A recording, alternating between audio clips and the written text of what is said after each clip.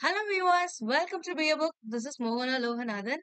நம்ம லாஸ்ட் கிளாஸ்ல பார்த்த அதே டாபிக்கோட கண்டினியூவேஷன் தான் இங்க பார்க்க போறோம். லாஸ்ட் கிளாஸ்ல என்ன பார்த்தோம்? 10th ஸ்டாண்டர்ட்ல ஜியாகிரபில ஃபர்ஸ்ட் லெசன் பார்த்தோம். ஃபர்ஸ்ட் லெசன்ல ஸ்பெசிபிக்கா இந்தியாவோட அமைவிடத்தை பத்தி மட்டும் பார்த்தோம். சோ இன்னைக்கு இந்தியாவோட நிலத்தோற்றங்களை பத்தி பார்க்க போறோம். இந்தியாவுடைய இயற்கை அமைப்புகளை 5 வகையா பிரிச்சிருப்பாங்க. அதுல முதல் வகையா இருக்கக்கூடிய இந்த வடக்கு மலைகள், அதாவது ஹிமாலயாஸ்ன்னு சொல்லுவாங்கல்ல. அத பத்தி மட்டும் டீட்டெயில்டா பார்க்க போறோம். நீங்க இந்த ஒரு வீடியோ பார்த்தா போதும். உங்களுக்கு அதுக்கப்புறம் இந்த வடக்கு மலைகள் பத்தி கிளியரா தெரியும். அண்ட் நம்ம லாஸ்ட் கிளாஸே பார்த்தோம். மேப் வச்சு தான் பார்த்தோம். இன்கேஸ் நீங்க லாஸ்ட் கிளாஸ் இந்தியாவோட அமைவிடம் பார்க்கல அப்படின்னா, அதுக்கான வீடியோ லிங்க் டிஸ்கிரிப்ஷன்ல இருக்கு. அத ஃபர்ஸ்ட் போய் பார்த்துட்டு வந்துருங்க. ஏன்னா, நீங்க மேப்ல எந்த பிளேஸ் எங்க இருக்கு அப்படிங்கிறது உங்களுக்கு தெரிஞ்சாதான், இதுக்கு அடுத்து போகக்கூடிய ஒவ்வொரு கான்செப்ட்டுமே உங்களுக்கு கிளியரா புரியும். இல்ல அப்படின்னா, நீங்க பை காட் பண்ற மாரி இருக்கும். மக்கப் பண்ணியே படிக்கிற மாரி இருக்கும். மக்கப் பண்ணா சீக்கிரம் மறந்துருவோம். சோ, அதனால நீங்க மேப் ரீடிங் பண்ணிட்டு வாங்க. மேப் ரீடிங் பண்ணிட்டீங்க அப்படின்னா, உங்களுக்கு மறக்கவே மறக்காது. ஓகேங்களா?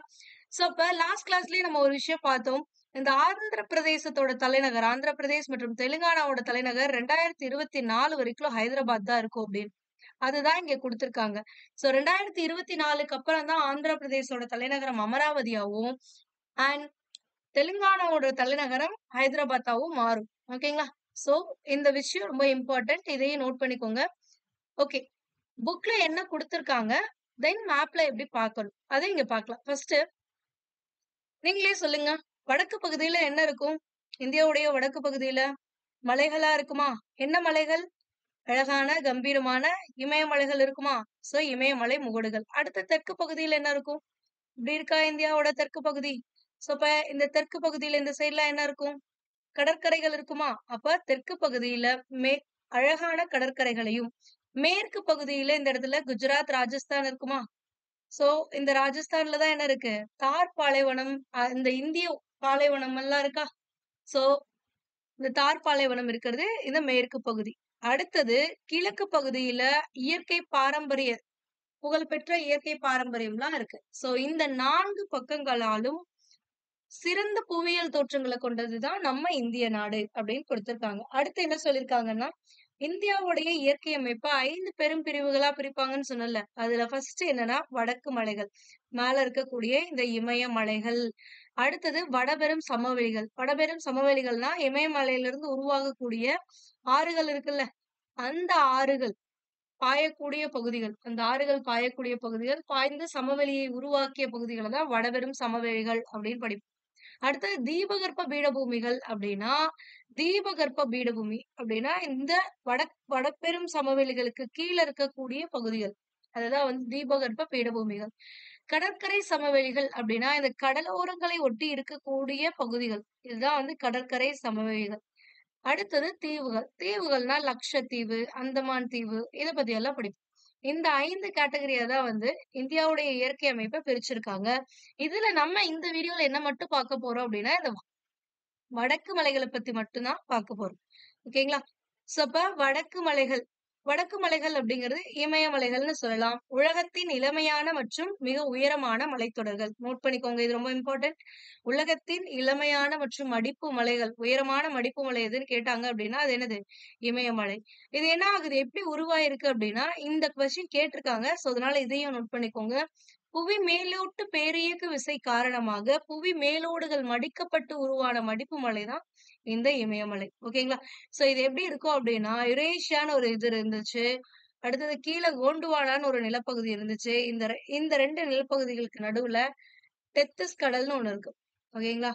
சோ இந்த பகுதி இப்படியும், இந்த பகுதி பின்னோக்கி வந்தும் 2ம் மோதிக்குங்க. மோதிக்கும் போது நடுவுல இருந்த டெத்திஸ் கடலோட பிளேட் என்ன ஆயிருக்கும் அப்படின்னா, மடிக்கப்பட்டு இந்த இடத்துல மலைகளா உருவாயிருச்சு. வேற ஒண்ணும் கிடையாது. ஓகேங்களா? சோ இதுதான் சொல்லுவாங்க. புவியோட மேலோட்டு பேரியக்க விசைகள். இங்க இருக்க பிளேட்டும், இங்க இருக்க பிளேட்டும் மோதும் பொழுது கடல்ல இருந்தது எல்லாமே மடிக்கப்பட்டு மடிப்பு மலையா உருவாயிருக்கு. அடுத்தது இதோட எல்லைகள பத்தி சொல்றாங்க. மேற்குல சிந்து பள்ளத்தாக்குல இருந்த ஜஸ்ட் இத ரீட் மட்டும் பண்ணிக்கோங்க. அதுக்கப்புறம் நம்ம மேப்ல பார்க்கலாம். மேற்குல சிந்து பள்ளத்தாக்குல இருந்து கிழக்கே உள்ள பிரம்மபுத்திரா பள்ளத்தாக்கு வரை சுமார் 2500 கிலோமீட்டர் நீளத்திற்கு இருக்கும் அப்படின்னு குடுத்திருக்காங்க. அதே மாரி காஷ்மீர் பகுதிகள்ல இதோட அகலம் அதிகம். ஒரு 500 மீட்டர் பக்கம் இருக்கும். 500 கிலோமீட்டர் பக்கம் இருக்கும். அதே அருணாச்சல் பிரதேஷ் இப்படி வில் மாரி போகும். இந்த அருணாச்சல் பிரதேசம் போகும்போது இந்த அகலம் அப்படியே குறைஞ்சுட்டே போகும். இங்க போகும்போது ஒரு 200 கிலோமீட்டர் தான் வந்து அகலம் இருக்கும். ஓகேங்களா? இதுதான் இதோட சிறப்பியல்புகள். அடுத்து என்னன்னு பார்த்தீங்கன்னா, உலகத்தின் கூரைன்னு அழைக்கக்கூடிய பாமீர் முடிச்சு முக்கியமான ஒரு கொஸ்டின். ஸோ உலகத்தின் கூரை எதுன்னு கேட்பாங்க. அப்ப பாமீர் முடிச்சு அப்படின்னு சொல்லணும். ஓகேங்களா? இந்த பாமீர் முடிச்சுங்கிறது எப்படி உருவாயிருக்கும் அப்படின்னா, இமயமலைகள் இப்படி வில் அமைப்புல இருக்குமா? இந்தியால எப்படி? அதே மாரி மத்திய ஆசியால இருந்து வரக்கூடிய ஒரு மலைத்தொடர் இப்படி இருக்கும். ஸோ இந்த 2 மலைத்தொடர்களும் இணையும் பகுதி தான் உயரமான பகுதியா இருக்கும். ஸோ அதுதான் வந்து உலகின் கூரை அப்படின்னு அழைப்பாங்க. இதுதான் பாமீர் முடிச்சு அப்படின்னு சொல்லுவாங்க. ஓகேங்களா? அடுத்தது ஹிமாலயா அப்படிங்கிற சொல்லுக்கு சமஸ்கிருதத்துல என்ன பொருள்? இந்த கொஸ்டின் கேட்டிருக்காங்க. சோ இத நோட் பண்ணிக்கோங்க. ஹிமாலயா அப்படிங்கிற சொல்லுக்கு சமஸ்கிருதத்துல என்ன பொருள்னா, பனி உறைவிடம் அப்படின்னு சொல்லுவாங்க. அப்போ ஹிமாலயாவ 3ஆ பிரிக்கிறாங்க. என்னன்னா டிரான்ஸ் ஹிமாலயா அப்படின்னா மேற்கு இமயமலைகள் அப்படின்னு அர்த்தம். அடுத்தது இமயமலைகள், மத்திய இமயமலைகள், மேற்கு இமயமலைகள், மத்திய இமயமலைகள், சென்ட்ரல் ஹிமாலயாஸ். அடுத்தது கிழக்கு இமயமலைகள். கிழக்கு இமயமலைகளோட இன்னொரு நேம் தான் பூர்வாஞ்சல் குன்றுகள். அதே மாதிரி மேற்கு இமயமலையோட இன்னொரு நேம் என்னது? டிரான்ஸ் இமயமலைகள். சென்ட்ரல் ஹிமாலயாஸ தான் ஹிமாலயாஸ்னே சொல்லுவாங்க. ஓகேங்களா? இந்த 3 கேட்டகரியா இருக்கா? இந்த 3 கேட்டகரியா பிரிச்சதோட இல்லாம, மறுபடியும் இந்த சென்ட்ரல் ஹிமாலயாஸ் இருக்குல்ல, இத 3ஆ பிரிச்சிருப்பாங்க. எப்படின்னா, பெரிய இமயமலைகள், சிறிய இமயமலைகள், வெளி இமயமலைகள் அப்படின்னு இத 3ஆ பிரிச்சிருப்பாங்க. சோ இத மட்டும். மத்த கேட்டகரிலாம் பிரிச்சிருக்க மாட்டாங்க. சோ இத மட்டும் நம்ம பார்த்துட்டோம் அப்படின்னா முடிஞ்சுச்சு. அடுத்தது ஆரவல்லி மலைத்தொடர் உலகிலேயே மிக பழமையான ஒரு மடிப்பு மலைத்தொடர்களில் ஒன்றாகும் அப்படின்னு குடுத்திருக்காங்க. அப்ப இளமையான மற்றும் மிக உயரமான மலைத்தொடர் எது? இமயமலை.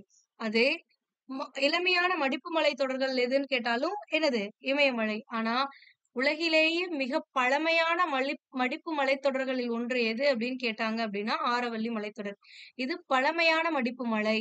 ஆனா ஹிமாலயாஸ் அப்படிங்கிறது இப்ப இருக்கக்கூடியது. ஓகேங்களா? இளமையான மடிப்பு மலை.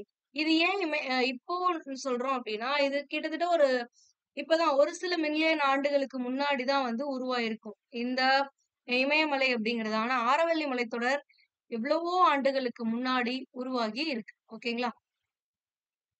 ஃபர்ஸ்ட் டிரான்ஸ் இமயமலைகள். டிரான்ஸ் இமயமலைகள்னா என்ன? மேற்கு இமயமலைகள்னு பார்த்தோமா? சோ இந்த மலைகள் இமயமலைகளுக்கு வடக்கே அமைந்துள்ளது. இப்ப இமயமலைகள், அதாவது இமயமலைக்கு வடக்கேனா ஒண்ணும் இல்ல. சென்ட்ரல் ஹிமாலயாஸ் இருக்குல்ல, சென்ட்ரல் ஹிமாலயாஸ். இந்த இடத்துல சென்ட்ரல் ஹிமாலயாஸ் இருக்கு அப்படின்னா, இதுக்கு வடக்கு பகுதியில இந்த இடத்துல டிரான்ஸ் ஹிமாலயாஸ் இருக்கும். இந்த இடத்துல கிழக்கு இமயமலைகள் இருக்கும். இப்படிதான் இந்த வில் கர்வ் வந்து ஃபார்ம் ஆகும். ஓகேங்களா? இங்க டிரான்ஸ் மேற்கு இமயமலைகள், இங்க கிழக்கு இமயமலைகள், இந்த சென்ட்ரல்ல இமயமலைகள் அப்படின்னு சொல்லுவாங்க. அப்ப இந்த இமயமலைகளுக்கு வடக்கு பகுதியில என்ன அமைஞ்சிருக்கு? இந்த டிரான்ஸ் ஹிமாலயாஸ் அமைஞ்சிருக்கு. அண்ட் இதோட பகுதிகள் காஷ்மீர், ஜம்மு காஷ்மீர்லயும், திபெத் பீடபூமியிலயும் இருக்கும். அதிகமா எங்க இருக்கும் அப்படின்னு பாத்தீங்கன்னா, இந்த திபெத்ல தான் அதிகமா இருக்கும். அதனால இதுக்கு இன்னொரு பேர் என்னன்னா, திபெத்தியன் இமயமலைகள் அப்படின்னு அழைப்பாங்க. ஓகேங்களா? அடுத்தது இந்த இமயமலைகள் மேற்கு மற்றும் கிழக்கு எல்லைகளில் சுமார் 40 கிலோமீட்டர் அகலத்திலிருந்து அதன் மையப்பகுதியில் சுமார் 225 கிலோமீட்டர் அகலத்துடன் இருக்கும் அப்படின்னு இருக்காங்க. அப்போ இது எப்படி இருக்கும்னா, உங்களுக்கு இப்படிதான் இருக்கும். இப்படி இருக்க மாரி இருக்கும். சோ இந்த கிழக்கு பகுதியிலயும் மேற்கு பகுதியிலயும் சரி, கிழக்கு பகுதியிலயும் சரி, 2 பக்கமுமே உங்களுக்கு 40 கிலோமீட்டர் தான் அகலம் இருக்கும். ஆனா இந்த மைய பகுதியில இதோட அகலம் எவ்வளவு இருக்கும் அப்படின்னு பார்த்தீங்கன்னா, 225 கிலோமீட்டர்ஸ் பக்கம் இருக்கும். ஓகேங்களா? இது ஆக்சுவலி தேவையில்ல. பட் இந்த ஸ்ட்ரக்சர் மாரி இருக்கிறதெல்லாம் பார்த்துக்கோங்க. பார்த்துக்கிட்டா கூட இன்கேஸ் உங்களுக்கு கேட்டாலும் தெரியும். ஃபர்ஸ்ட்டும் லாஸ்ட்டும் வந்து கிழக்கு பகுதியிலயும், மேற்கு பகுதியிலயும் குறுகி இருந்துச்சு. சென்டர்ல மட்டும் தான் அதிகமா இருந்துச்சு. அப்ப அந்த மாரி என்ன இருக்கு அப்படின்னு உங்களால பார்க்க முடியும். ஓகேங்களா? இது எல்லாமே சுமார் தோராயமான மதிப்புகள் தான் குடுக்குறாங்க. எக்ஸாக்ட்டா சொல்லல. ஓகேங்களா? அதுக்கு அடுத்தது இதுல முக்கியமான இன்னொரு பாயிண்ட் என்னன்னா, இந்த பாறையுடைய வகை கேட்பாங்க. அப்போ இதுல இருக்கக்கூடிய பாறை அப்படிங்கிறது கடலடி உயிரின படிமங்களை கொண்ட டெர்ஷியரி கிரானைட் பாறை. இந்த டெர்ஷியரி கிரானைட் அப்படிங்கிறது ஒரு பகுதி வந்து உருமாறிய பாறை அப்படின்னு சொல்லுவாங்க. அதாவது இந்த பாறைகளோட ஒரு பகுதி உருமாறிய பாறை படிமங்களா இருக்கு அப்படிங்கிறாங்க. சோ பாறைய 3 வகையா பிரிப்பாங்க. தீப்பாறைகள், இக்னியஸ் பாறை. அடுத்தது படிவு பாறைகள் செடிமெண்டரி ராக் அப்படின்னு சொல்லுவாங்க. நெக்ஸ்ட் லாஸ்டா இருக்கிறது மெட்டமார்பிக் ராக். அதுதான் வந்து இந்த உருமாறிய பாறைகள். அதாவது தீப்பாறைகள் அப்படிங்கிறது எரிமலையில இருந்து வரக்கூடிய அந்த குழம்பு இருக்குல்ல, அதுல இருந்து உருவாகிறது தான் தீப்பாறைகள். படிவு பாறைகள் அப்படின்னா என்னன்னா, மண்கள் வந்து காத்துல அடிக்கப்பட்டு அடிச்சிட்டு போகும்ல, காத்து அடிச்சா மண்ணு பறக்குமா? சோ அந்த மண்ணு ஒரு இடத்துல டெபாசிட் ஆகும். சோ அந்த மாரி மண் டெபாசிட் ஆயி ஒரு குன்று உருவாகி, அதுக்கப்புறம் ஒரு மலைகள் மாரி உருவாகும். அதுதான் வந்து படிவுப்பாறை அப்படின்னு சொல்லுவாங்க. உருமாறிய பாறை அப்படின்னா, இந்த தீப்பாறையும், படிவுப்பாறையும் அதிக அழுத்தத்தின் காரணமாவோ, இல்ல அதிக வெப்பத்தின் காரணமாவோ, இதோட காம்போசிஷன் மாறும். அதுதான் வந்து உருமாறிய பாறைகள் அப்படின்னு சொல்லுவாங்க. சோ அப்ப இங்க இருக்கிறதோட ஒரு பகுதி வந்து உருமாறிய பாறையா இருக்கு. இங்க இன்னொரு விஷயம் குடுத்திருக்காங்க. கடலடி உயிரின படிமங்கள் அப்படின்னு. கடலடி உயிரின படிமங்கள் எப்படி இங்க வந்துச்சு? இந்தியாவுக்கு மேல கடல் இல்ல. ஆசியாக்கு கீழேயும் கடல் இல்ல. அப்ப எப்படி இந்த பகுதி இருந்த இடத்துல கடலடி உயிரின படிமங்கள் வந்துச்சுன்னா, நம்ம ஆல்ரெடி பார்த்தோம். 2 நிலப்பகுதிகள் மோதிக்கும் பொழுது நடுவுல என்ன கடல் இருந்துச்சுன்னு? டெத்திஷ் கடல். சோ அந்த கடலோட உயிரின படிவங்கள் தான் வந்து இதுல இருக்கு அப்படின்றாங்க. ஓகேங்களா? அடுத்த இம்பார்ட்டன்டான பாயிண்ட் என்னன்னா, ஜாஸ்கர், லடாக், கைலாஷ் மற்றும் காரகோரம். இந்த 4 மலைத்தொடர்களும் எங்க தான் இருக்கு அப்படின்னா, இந்த மேற்கு இமயமலைகள்ல தான் இருக்கு. ஓகேங்களா? சோ அப்ப இவ்வளவுதான். மொத்தமா நீங்க மைண்ட்ல வச்சுக்கக்கூடிய பாயிண்ட்ஸ் என்னன்னா, 4 பாயிண்ட் தான். ஃபர்ஸ்ட் இந்த மலை எங்க இருக்கு? ஜம்மு காஷ்மீர் தீபத்ல இருக்கு. தீபத்ல அதிகமா இருக்கிறதுனால இத திபெத்தியன் மலைகள்னு சொல்லுவாங்க. அடுத்தது இது ஒரு டெர்ஷியரி கிரானைட் பாறை. இந்த டெர்ஷியரி கிரானைட் பாறைங்கிறதுல கடலடி உயிரின படிமங்கள் இருக்கு. அடுத்து இத வந்து உருமாறிய பாறைகள்னும், இதோட ஒரு பகுதி உருமாறிய பாறைகளாவும் இருக்கு அப்படின்னு சொல்லுவாங்க. அடுத்தது இங்க ஜாஸ்கர், லடாக், கைலாஷ் மற்றும் காரகோரம் அப்படிங்கிற முக்கியமான மலைத்தொடர்கள் இருக்கு. இதோட 3 பாயிண்ட் ஆச்சா? 4வது பாயிண்டா இந்த கிழக்கு மற்றும் மேற்கு எல்லைகள்ல 40 கிலோமீட்டர் அகலத்தோடையும், அதே மாரி மையப்பகுதியில 225 கிலோமீட்டர் அகலத்துடனும் இருக்கும் அப்படிங்கிறத மட்டும் ஞாபகம் வச்சுக்கோங்க. சோ இவ்வளவுதான் வந்து டிரான்ஸ் ஹிமாலயாஸ். அடுத்து நம்ம ஃபர்ஸ்ட் பார்க்கும்போது என்ன சொன்னோம்? டிரான்ஸ் ஹிமாலயாஸ் சிம்பிளா இருக்கும். பட் ஹிமாலயாஸ் என்ன பண்ணிருப்பாங்க? 3 கேட்டகரியா ஸ்ப்ளிட் பண்ணிருப்பாங்கல்ல. சோ இத நீங்க பார்க்கணும். அதே மாரி கிழக்கு இமயமலைகளும் ஒண்ணு இருக்கு அது பெருசா. ஓகேங்களா? சோ அப்ப இமயமலைகள் யுரேஷியா அண்ட் கோண்டுவானாங்கிற நிலப்பகுதிகள் மோதி உருவான ஒரு மடிப்பு மலைன்னு இந்த இடத்துல குடுத்திருப்பாங்க. வேற எதுவும் கிடையாது. சோ இமயமலைகள 3 வகையா பிரிச்சிருக்காங்க. பெரிய இமயமலை, சிறிய இமயமலை, வெளி இமயமலை. பெரிய இமயமலையோட பேர் என்னன்னா இமாத்ரி. சிறிய இமயமலைகள் இமாச்சல், சிவாலிக் வெளி இமயமலைகளுக்கு. ஓகேங்களா? இது உங்களுக்கு மறந்துரும். இமாத்ரியா, இமாச்சலான்னு கன்ஃப்யூஸ் ஆகும் அப்படின்னா, நீங்க இந்த ஞாபகம் வச்சுக்கோங்க இத. என்னன்னா, சிறிய சி அந்த மாரி தானே சீன்னு தானே வருது. அப்ப இமாச்சல், இச்சா இதுல இருக்கும். இந்த மாரி ஒரே மாரி சிமிலரா இருக்கு அப்படின்றத ஞாபகம் வச்சுக்கோங்க. இது பெரிய இமயமலை இமாத்ரி. ஓகேங்களா? அடுத்தது வெளிப்புற இமயமலைகள் சிவாலிக்ங்கிறது ஈஸியா உங்களுக்கு தெரிஞ்சிருக்கும். இங்க என்ன பாயிண்ட்ஸ்ன்னு பார்த்துட்டு அதுக்கப்புறமா வந்து மேப்ல பார்க்கலாம். இப்ப பெரிய இமயமலைகள் என்னன்னு சொன்னா இமாத்ரி. சோ இந்த இமாத்ரிய பத்தி குடுத்திருக்காங்க. என்னன்னா பெரிய இந்த இமயமலை இப்போ இது டிரான்ஸ் இமயமலைன்னு பார்த்தோமா? இந்த ஒரு ஒரு போர்ஷன் வந்து இப்படி டிரான்ஸ் இமயமலைகள் இருக்கும். அதுக்கு கீழ இருக்கிறது தான் வந்து சென்ட்ரல் ஹிமாலயாஸ் வந்து இப்படி இருக்கும். அதுக்கடுத்து இந்த பகுதியில வந்து கிழக்கு இமயமலைகள் இருக்கும். இப்படித்தானே இருக்கும். சோ இந்த சென்ட்ரல் ஹிமாலயாஸ தான் 3ஆ பிரிச்சிருக்காங்க. இதுல 3 கேட்டகரி இருக்கும். இங்க இது வந்து பெரிய இமயமலை மேல இருக்கிறது. அதாவது இந்த ஃபர்ஸ்ட் லேயரா இருக்கிறது வந்து என்னன்னா, இந்த போர்ஷன மட்டும் தான் நான் போடுறேன். இது பெரிய இமயமலைகள். இதுக்கு அடுத்து இருக்கக்கூடிய போர்ஷன் என்னன்னா, சிறிய இமயமலைகள்.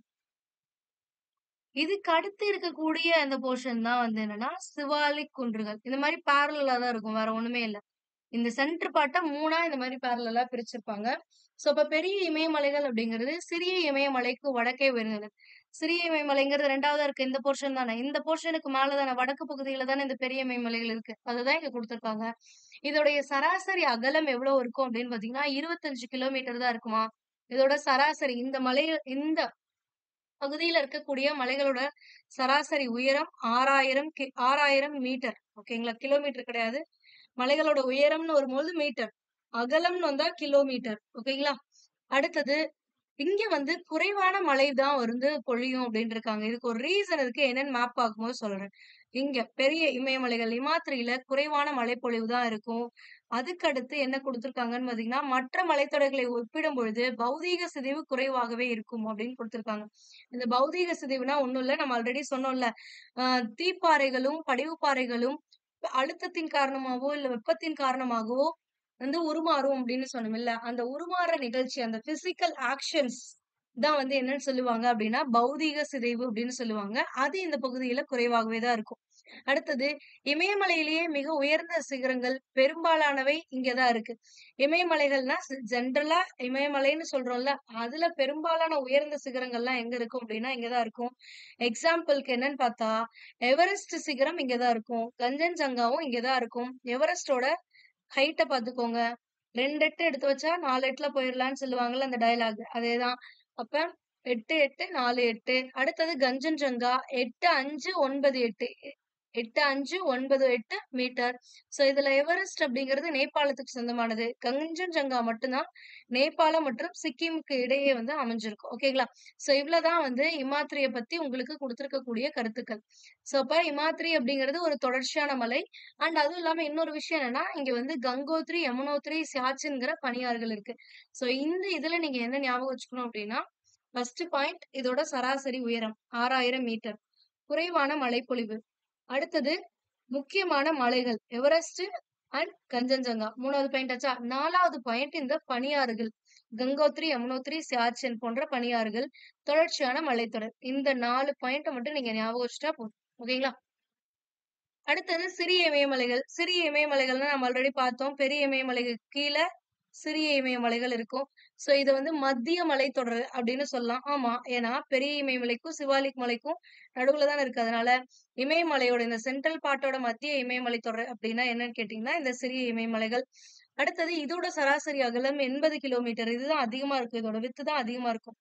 இதெல்லாம் இது வந்து 25 தானே. இது 80 இது வந்து 50ல இருந்து ஒரு 10 தான் இப்படி போயிரும். ஒரு லைன் மாரி போயிரும். சிவாலிக். ஓகேங்களா? இதோட சராசரி உயரம் எவ்வளவுன்னு பார்த்தீங்கன்னா, 3700ல இருந்து 4500 மீட்டர் வரைக்கும் இருக்கும். இங்க இருக்கக்கூடிய பாறை வகைகள் அப்படின்னு பார்த்தீங்கன்னா, வெண்கற் பாறைகளும், சுண்ணாம்பு பாறைகள், மணற்பாறைகள். இது எல்லாமே என்ன அப்படின்னா, படிவு பாறைகள்.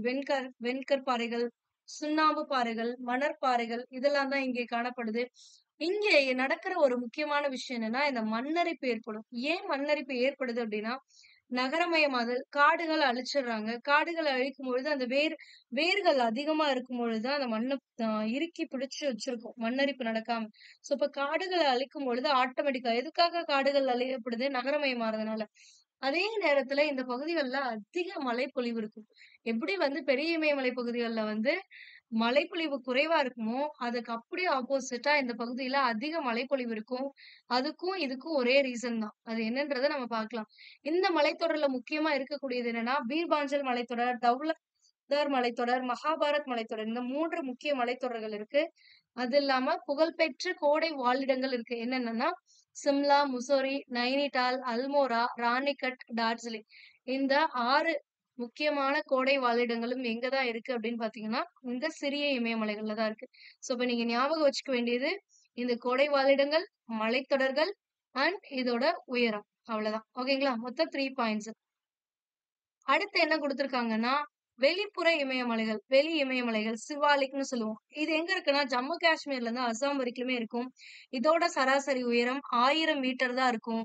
அடுத்தது இதுல மேற்குல 50 கிலோமீட்டர்லயும், கிழக்கு பகுதியில வரும்பொழுது இதோட அகலம் 10 கிலோமீட்டராவும் மாறுபடும். அதாவது நம்ம ஃபர்ஸ்ட் ஜெனரலா பார்த்தோம்ல ஹிமாலயாஸ்னா மேற்கு பகுதியில அகலம் அதிகமா இருக்கும். ஆ கிழக்கு பகுதி வர வர வர அகலம் குறைவா இருக்கும்னு. ஸ்பெசிஃபிக்கா இதுக்கும் அப்படியே தான் இருக்கும். இங்க வரும்பொழுது 50 இருக்கும். ஆனா இங்க போம்பொழுது வெறும் 10 கிலோமீட்டர் அகலம் தான் இருக்கும். அதுக்கடுத்து இது வந்து ஒரு தொடர்ச்சியற்ற மலை. அப்ப தொடர்ச்சியான மலைத்தொடர் எது? பெரிய இமயமலைத்தொடர் தொடர்ச்சியான மலைத்தொடர். சிறிய இமயமலையும் தொடர்ச்சியா தான் இருக்கும். ஆனா இது வந்து ரொம்ப தொடர்ச்சியற்ற மலையா இருக்கும். அதுக்கு அடுத்தது என்ன அப்டின்னா, இது சிறிய இமயமலைத்தொடர்ன்னு சொன்னோமா? இதுதான் சிவாலிக். இது வெளி இமயமலை. சோ இந்த 2 மலைத்தொடர்களுக்கும் நடுவுல இருக்கக்கூடிய பகுதியில பள்ளத்தாக்கு மாரி இருக்கும். ஓகேங்களா? இந்த போர்ஷன் இருக்குல்ல, இது பள்ளத்தாக்கு மாரி இருக்கும். இந்த பள்ளத்தாக்க கிழக்கு பகுதியில டூயஸ் அப்படின்னு அழைப்பாங்க. கிழக்கு பகுதியில டூயஸ். மேற்கு பகுதியில டூன்ஸ். இது கன்ஃப்யூஸ் ஆயிடுமா? மேற்கு பகுதி, கிழக்கு பகுதி பண்ணும்போது டூயஸ், டூன்ஸ் மாத்தி போட்டுருவீங்களா? அப்படின்னா இல்ல. இதுக்கு ஒரு அ பிளேஸோட நேம வச்சு ஞாபகப்படுத்திக்கலாம். டேராடூன் ஒண்ணு இருக்கும். அது எங்க இருக்கும் அப்படின்னா, இந்த மேற்கு பகுதியில தான் இருக்கும்.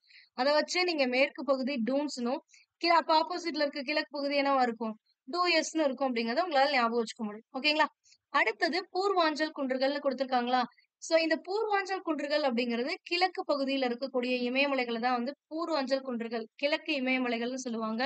இது இந்தியாவுக்கும் மியான்மரோட எல்லைக்கும் நடுவுல இருக்கக்கூடிய காணப்படக்கூடிய மலைத்தொடர்கள். இங்க வந்து என்னென்ன குன்றுகள் முக்கியமா இருக்குன்னா டாப்லா, அபோர், மிஸ்மி, பட்காய், காய்பம், நாகா, மானிப்பூர், மிக்கீர், கரோ, காசி, ஜெயந்தியா இந்த குன்றுகள்லாம் பூர்வாஞ்சல்ல இருக்கு அப்படின்றாங்க. சோ இது எல்லாத்தையுமே இப்ப மேப்ல பாத்துடலாமா? ஓரளவுக்கு ஞாபகம் இருக்கா என்னென்ன பாயிண்ட்ஸ் பார்த்தோன்றது? குட்.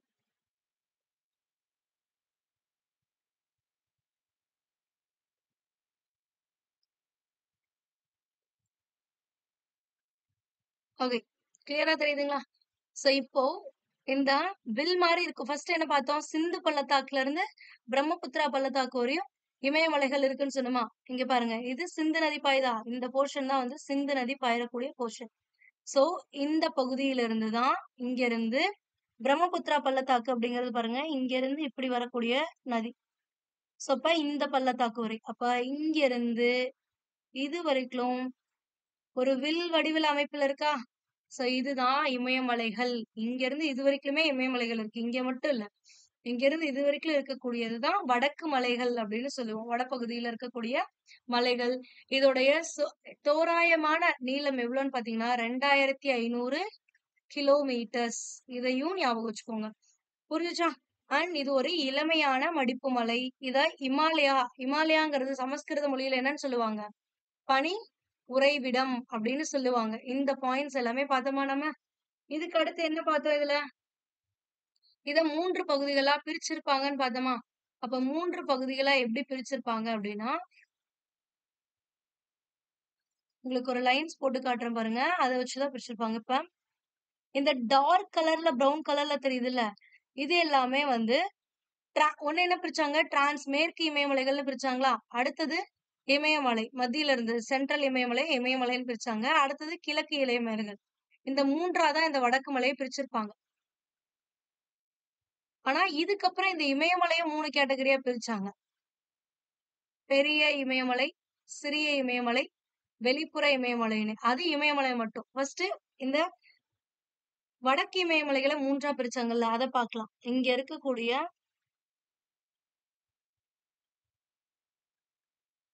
இந்த டார்க் ஷேட் பகுதி பிளஸ் இந்த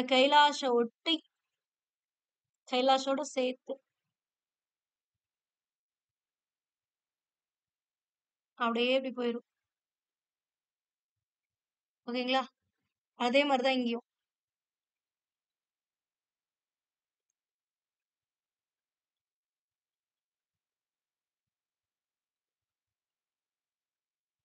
சோ இந்த பகுதிகள் தான் வந்து என்னன்னு சொன்னாங்கன்னா டிரான்ஸ் இமயமலைகள் அப்படின்னு சொன்ன பகுதி இதுதான் டிரான்ஸ் இமயமலைகள். அப்போ சென்ட்ரல் ஹிமாலயாஸ் அப்படின்னா எதுனா இதுக்கு கீழே இருக்கக்கூடிய பகுதி சிவாலிக்கோட சேர்த்து, அதாவது இங்க இருந்து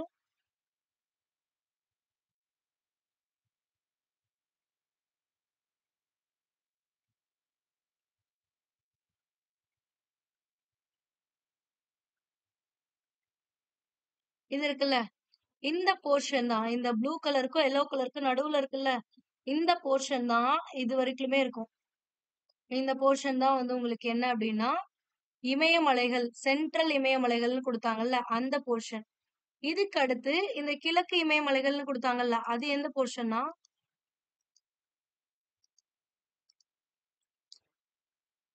இங்க இருக்கு பாருங்க.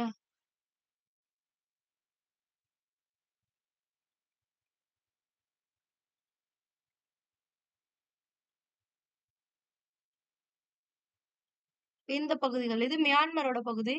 சோ இது எல்லாமே கிழக்கு இமயமலைகள். புரிஞ்சுச்சுங்களா?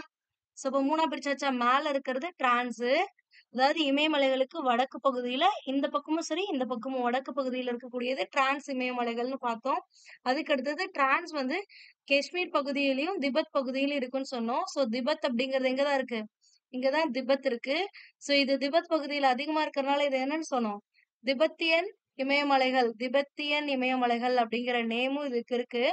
இது டெர்ஷரி கிரானைட் வகையை சேர்ந்த பாறைகள் இருக்கக்கூடிய ஒரு பிளேஸ்.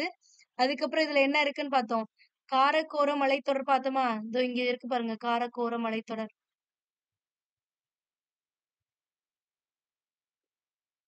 சோ இதுதான் காரக்கோர மலைத்தொடர். அடுத்தது என்ன இருக்கு? லடாக் மலைத்தொடர் இங்க இருக்கா? அடுத்தது ஜாஸ்கர் மலைத்தொடர் இங்க இருக்கா?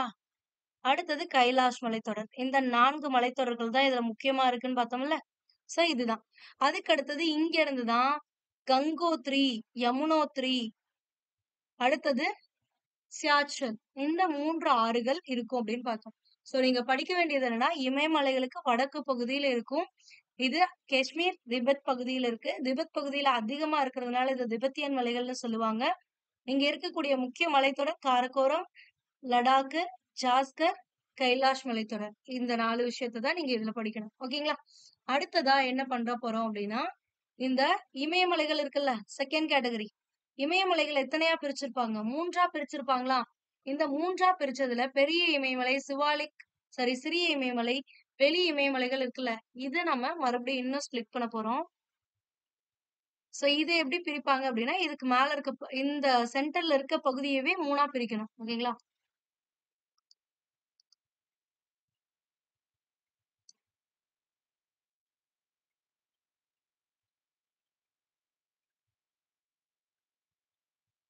இப்போ இந்த சிவாலிக்ல இருந்து கொஞ்சம் கீழ, பட் இங்க இருக்க இந்த போர்ஷன்ஸ். அதாவது இது வந்து இப்படி கட்டாயம் இப்படி மேல போச்சுல்ல, அதுல இருந்து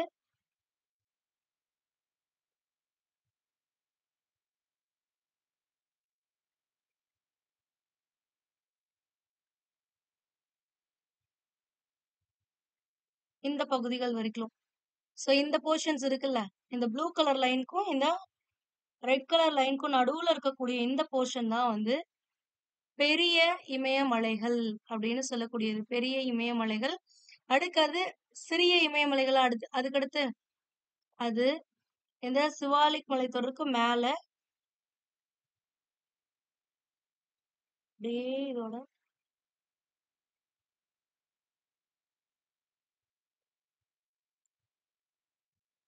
இதுதான் வந்து சிறிய இமயமலைகள். இந்த போர்ஷன் இந்த ரெட் லைனுக்கும் இந்த ரெட் லைனுக்கும் நடுவுல இருக்கக்கூடியது தான் வந்து சிறிய இமயமலைகள்.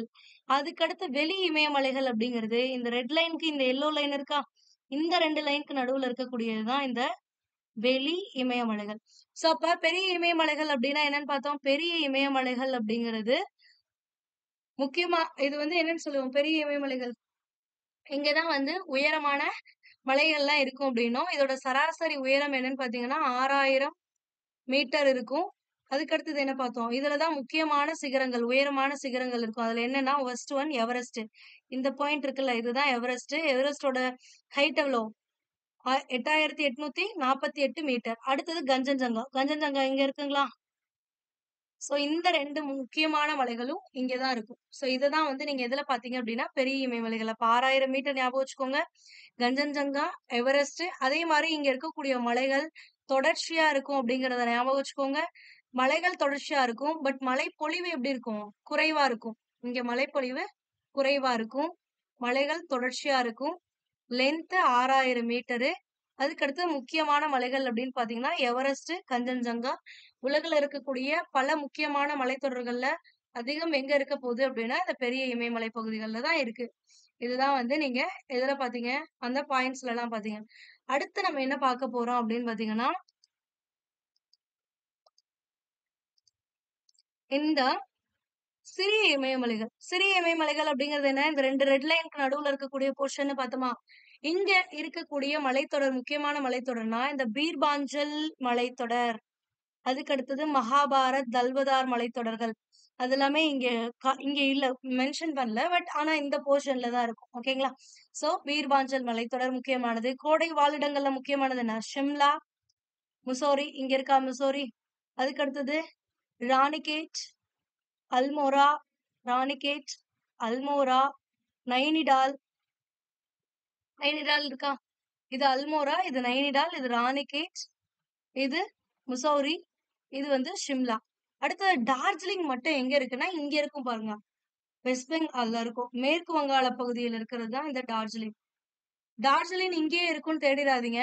6 place. So Shimla, Mussoorie, Ranikhet, Almora, Nainital okay. இங்க இருக்கிறது தான் வந்து டார்ஜிலிங். ஓகேங்களா? இந்த 5 இங்க இருக்கும். இந்த ஒரே ஒரு கோடை வாழிடம் மட்டும் இங்க இருக்கும். ஓகேங்களா? மொத்தம் 6 கோடை வாழிடங்கள், முக்கியமான கோடை வாழிடங்கள் எங்க இருக்கு அப்படின்னு பார்த்தீங்கன்னா, இந்த பகுதியில தான் காணப்படுது. இதோட சராசரி உயரம் எவ்வளோ? 3700ல இருந்து 4500 கிலோமீட்டர் வரைக்கும் இருக்கக்கூடியது தான் இங்க இருக்க மலைகளோட சராசரி உயரம். இங்க மழைப்பொழிவு அதிகமா இருக்கும். இந்த ரீஜியன்ல மழைப்பொழிவு அதிகமா இருக்கும் அப்படிங்கறதெல்லாம் பார்த்தாச்சு. ஓகேங்களா? சோ அப்ப அடுத்தது இருக்கக்கூடியது என்னன்னு பாத்தீங்கன்னா, சிவாலிக் மலைத்தொடர். அதாவது வெளி இமயமலைத்தொடர்கள் அப்படின்னு படித்தோம்ல. அது இந்த எல்லோ லைனுக்கும் இந்த ரெட் லைனுக்கும் நடுவுல இருக்கக்கூடியது. இங்க எதுவும் பெருசா இருக்காது. ஜஸ்ட் இந்த சிவாலிக் மலைத்தொடர் அப்படிங்கறது மட்டும் பாத்துக்கோங்க. அண்ட் இந்த 2 மலை இந்த ரெட் லைனுக்கும் இந்த எல்லோ லைனுக்கும் நடுவுல ஒரு பள்ளத்தாக்கு இருக்கும் அப்படின்னு பாத்துக்கோங்க அப்படின்னு சொன்னேன்ல. அதோட நேம் வந்து மேற்கு பகுதியில என்னன்னு சொல்லியிருந்தாங்க? டூன்ஸ் அப்படின்னு சொல்லியிருப்பாங்க. கிழக்கு பகுதியில டூயர்ஸ் அப்படின்னு சொல்லியிருப்பாங்கல்ல. சோ இந்த பகுதியில தான் வந்து என்ன இருக்கும் உங்களுக்கு? டேராடூன் இருக்குமா? சோ அதனாலதான் இந்த பகுதிகள வந்து டூன்ஸ் அப்படின்னு சொல்றாங்க. இங்க தான் டேராடூன் பகுதிகள் இருக்கும் உத்தரகாண்ட்ல. சோ அடுத்தது டூயர்ஸ். அப்ப இந்த பகுதி டூன்னா, இது டூயர்ஸ். இந்த டூயர்ஸ்ங்கிறது பள்ளத்தாக்கு. எதுக்கும் அப்படின்னா, இந்த சிறிய இமயமலைக்கும், இந்த சிவாலிக் மலைத்தொடருக்கும் நடுவுல இருக்கக்கூடிய பள்ளத்தாக்குகள தான் வந்து இப்படி குறிப்பிடுறாங்க. சோ இதெல்லாம் தான் நீங்க அந்த பாயிண்ட்ஸ்ல பார்த்தது. அடுத்து இன்னொன்னு என்ன இருக்கு? கிழக்கு இமயமலைகள் இருக்கா? கிழக்கு இமயமலைகள் இங்க பாருங்க. இந்த போர்ஷன தானே கிழக்கு இமயமலைகள்னு பிரிச்சோம். அதாவது மேல இருந்தது டிரான்ஸ் ஹிமாலயாஸ். இந்த ப்ளூ கலர்ல காட்டியிருக்க இது எல்லாமே என்னது? Trans Himalayas. இந்த சென்டர்ல 3ஆ பிரிச்சிருக்கோம்ல. இதெல்லாம் சேர்த்தே இமயமலைகள். அடுத்தது இந்த கிழக்கு இமயமலைகள் அப்படிங்கிறது இந்த சைடு தனியா இருக்கக்கூடிய எல்லாமே கிழக்கு இமயமலைகள்னு பிரிச்சோமா? இங்க என்னென்ன இருக்கு? மிஷ்மி குன்றுகள் இருக்கா? அடுத்தது தஃப்லா குன்றுகள் இங்க இருக்கா? நாகா குன்றுகள், மிஜோ குன்றுகள், காஷி குன்றுகள் பாருங்க இங்க இருக்கு. கரோ குன்றுகள் பாருங்க இங்க இருக்கு. சோ இது எல்லாத்தையும் சேர்த்து தான் வந்து என்னன்னு சொல்லுவாங்க அப்படின்னா கிழக்கு இமயமலைகள் அப்படின்னு சொல்லுவாங்க. இதுல வேற எதுவும் இம்பார்ட்டன்ட்லாம் இல்ல. அண்ட் இங்க பாருங்க இதெல்லாம் தொடர்ச்சியாவா இருக்கு. இங்க ஒண்ணு, அங்க ஒண்ணு, இங்க ஒண்ணு இருக்கா? சோ இது வந்து ஒரு தொடர்ச்சியற்ற மலைத்தொடர்கள் அப்படிதான் கிழக்கு மலைத்தொடர்கள் அப்படின்னு சொல்லுவாங்க. அடுத்தது பெரிய இமயமலைகள்ல வந்து மழைப்பொழிவு குறைவா இருக்கும் அப்படின்னு பார்த்தோம். அதே மாதிரி சிறிய இமயமலைகள்ல மழைப்பொழிவு அதிகமா இருக்கும்னு பார்த்தோம். இதுக்கான ரீசன் என்ன அப்படின்னு பாத்தீங்கன்னா, இந்த தென்மேற்கு பருவக்காற்று வருமா? சரி. ஆ. தென்மேற்கு பருவக்காற்று அப்படிங்கிறது இந்த தென்மேற்கு பகுதியிலிருந்து வரக்கூடிய பகுதிகள் தானே. சோ இப்படி காத்து வரும். அடுத்து ஒரு போர்ஷன் வந்து இப்படி வரும். இன்னொரு போர்ஷன் இங்க இருந்து வரும். சோ மொத்தம் 3 பகுதியில இருந்து இந்தியாவை நோக்கி 3 கிளைகளா பிரிஞ்சு இந்த தென்மேற்கு பருவக்காற்றுகள் வீசுமா? சோ அப்ப இப்படி சுத்தி அதே மாதிரி இங்க வந்து இப்படி வருமா? இங்க இருந்து போறது எல்லாமே இங்க அஸ்ஸாம்ல இருக்கக்கூடிய பகுதிகள். இங்க இதாகும்.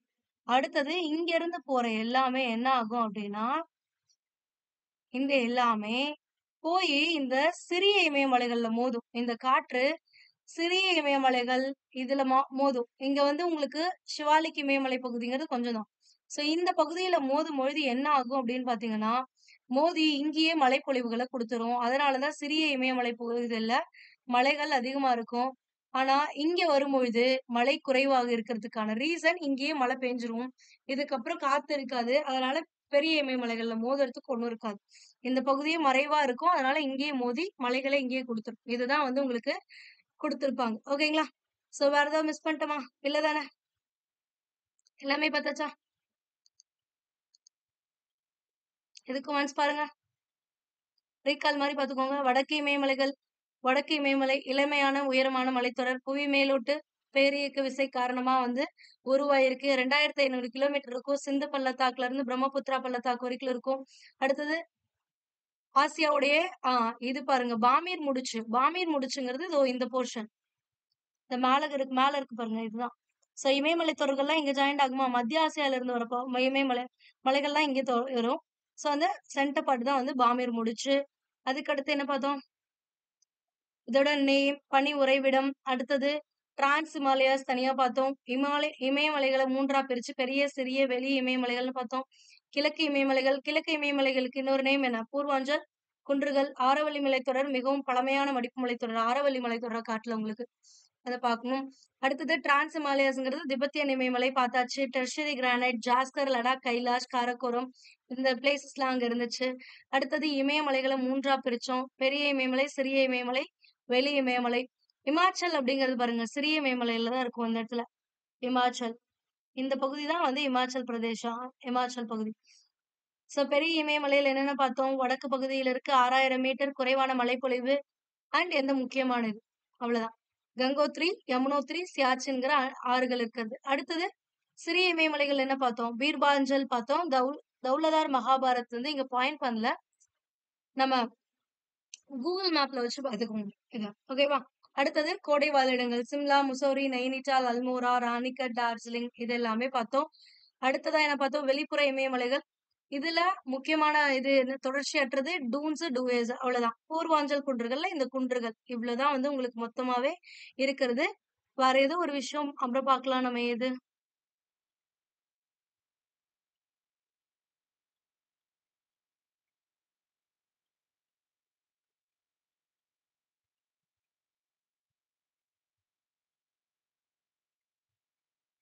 ஆரவல்லி மலைத்தொடர்.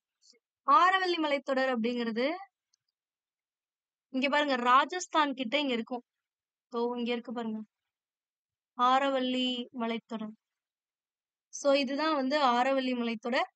இதுதான் உலகின் மிக பழமையான மடிப்பு மலைக்கு உதாரணம். ஓகேங்களா? ஒன்று அப்படின்னு கேட்டா இதுதான். இவ்வளவுதான் வந்து உங்களுக்கு இருக்கிறது. எல்லாத்தையும் பார்த்தாச்சு. அடுத்த கிளாஸஸ்ல நம்ம என்ன பார்க்க போறோம் அப்படின்னா இந்த வடபெரும் சமவெளிகளை பார்க்க போறோம். சரி, இப்ப இமயமலைகள் பாத்தீங்களா? இமயமலை எதுக்காக உருவாச்சு? தென்மேற்கு பருவக்காற்றை தடுத்து வட இந்தியால பகுதிகளில் கனமழையை கொடுத்துச்சா? அதாவது சிறிய இமயமலைகள்ல மோதி அந்த பகுதிகளில் மழை கொடுக்கும், பெரிய இமயமலை பகுதிகளில் மழை குறைவா இருக்குன்னு பார்த்தோம்ல, அதுதான் இங்க கொடுத்திருக்காங்க. அடுத்தது இந்திய துணைக்கண்டத்திற்கு இயற்கை அரணாக அமைந்துள்ளது. இந்தியாவுக்கு இயற்கை அரணாக அமைந்துள்ளனா இங்க இருக்க நாடுகள்ல இருந்து இந்த சைடு உள்ள வரணும்னா இதெல்லாம் கடந்துதான் வரணும். அதுக்கு ஒரு இயற்கை பாதுகாப்பா இருக்கக்கூடியதுதான் இந்த இமயமலைகள். அடுத்து என்ன கொடுத்திருக்காங்க?